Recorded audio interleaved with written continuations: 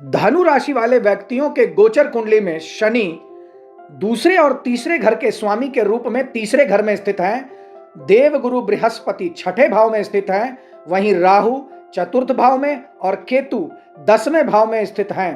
तो ग्रहों की इस स्थिति के आधार पर आइए मैं आपको बताता हूं कि आपका नवंबर का महीना कैरियर, आर्थिक, स्वास्थ्य एवं प्रेम और वैवाहिक दृष्टिकोण से क्या कुछ खास विशेष लेकर आ रहा है।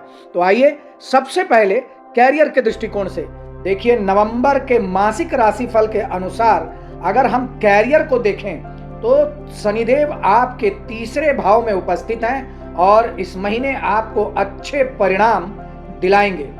आपको अपने कैरियर के संबंध में अच्छे परिणाम मिलेंगे, प्रमोशन और इंक्रीमेंट भी मिल सकता है, आपको कोई प्रोत्साहन भी मिल सकता है। आप इस महीने जितनी कड़ी मेहनत करेंगे उतना ही आपको लाभ मिलेगा।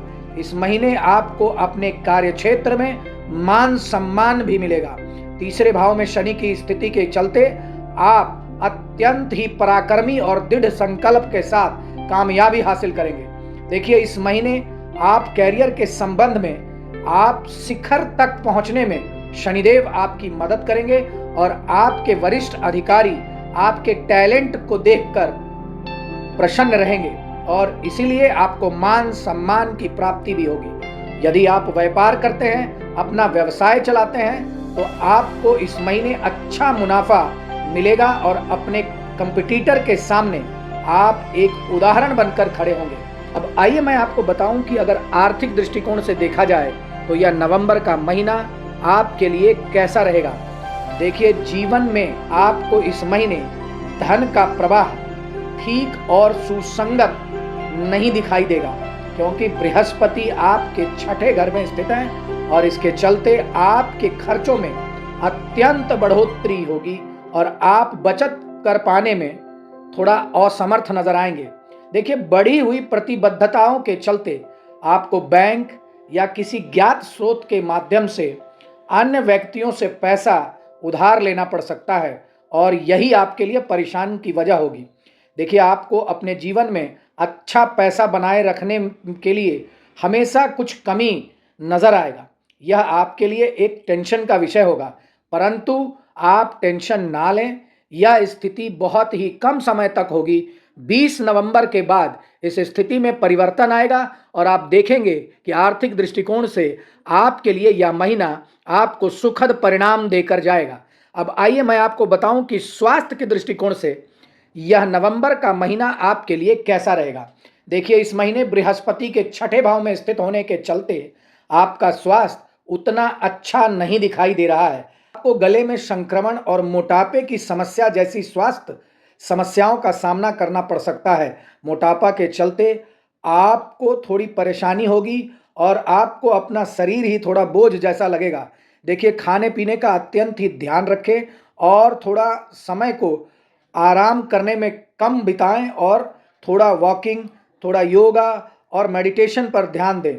देखिए, शनि तीसरे घर में अनुकूल स्थिति में नजर आ रहा है और इसके वजह से आप खुद को फिट रखने के लिए ज़्यादा से ज़्यादा ध्यान और योग का सहारा लें, ऐसी मेरी सलाह है। और इस सलाह पे अगर आप काम करते हैं तो फिर आपके लिए यह महीना अत्यंत ही सुखद रहने वाला है। अब आइए मैं आपको बताऊं कि प्रेम और वैवाहिक दृष्टिकोण से यह नवंबर का महीना कैसा रहेगा। देखिए, प्रेम और वैवाहिक जीवन के अगर दृष्टिकोण से यह महीने को देखा जाए तो यह इतना फलदायी नहीं रहने वाला है। देवगुरु बृहस्पति छठे भाव में स्थित हैं और इनकी वजह से परिवार के लोगों के साथ आपको प्यार बनाए रखने में थोड़ी जद्दोजहद करनी पड़ेगी। आपके पार्टनर के साथ आपकी समझ में भी थोड़ी कमी देखने को मिलेगी और इसकी वजह से आपके पार्टनर और आपके बीच थोड़ी प्यार की कमी महसूस होगी। आप दोनों के बीच में आकर्षण की कमी भी आपको इस महीने दिखाई देगी।